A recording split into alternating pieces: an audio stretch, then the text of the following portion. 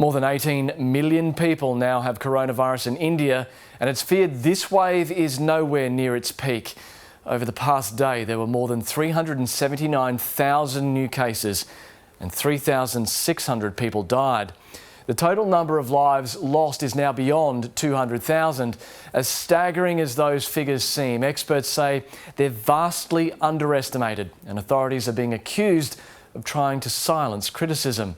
South Asia correspondent James Oaten reports from Delhi. Harshit Kathar's grandmother is in hospital with COVID-19. If we don't give oxygen, she will die in hospital.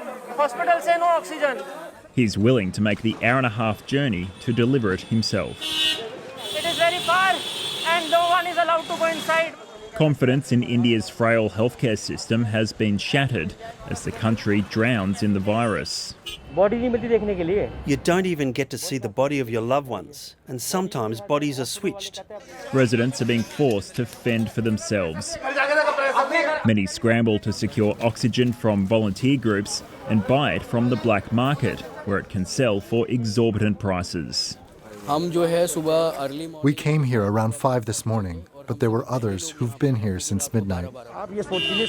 Hundreds of people are coming here each day. If we had help from the government, we could do so much more.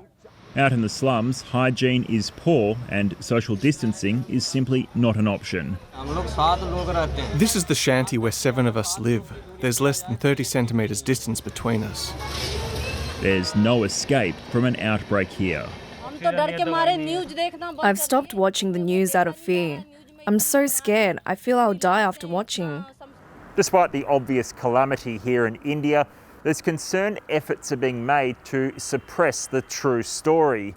Facebook and Twitter have complied with directives to take down posts critical of the government and Prime Minister. In Gujarat, deaths in major city hospitals far outnumber the official death toll, raising alarm about under-reporting. And in Uttar Pradesh, the Chief Minister has not only repeatedly denied a shortage of oxygen, but threatened legal action against people who make such claims. There is a trust deficit, a huge trust deficit between the people and the government. The system has collapsed. There is gross underreporting. It's happening in almost all states of India. International medical aid is now trickling in and more lockdowns are being hastily imposed. The scramble for solutions is only just beginning. James Oaten, ABC News, Delhi. So India is now in a race against time to vaccinate its massive population. Authorities have declared they will not allow any vaccines to be exported overseas, robbing poorer nations of desperately needed supplies. As people farewell the dead, authorities are struggling to protect the living. A nationwide vaccination drive is faring poorly. The government website crashed just minutes after taking registrations, and vaccine centres are running low. They are telling us that injections are not available as vaccines have not arrived. But India's vaccine shortage is now a global problem. The country makes more vaccines than the rest of the world combined. AstraZeneca was relying on one factory in India to produce a third of its global supply. Much of that was earmarked for developing countries. Now, with India keeping those doses for itself, many countries will miss out. The decision to go exclusive with the Serum Institute of India and not provide the license to more manufacturers has proved deadly for the developing world. World leaders are coming to India's aid. The US sending 60 million doses of AstraZeneca and then some. We are sending the actual mechanical parts that are needed for the machinery they have to build a vaccine.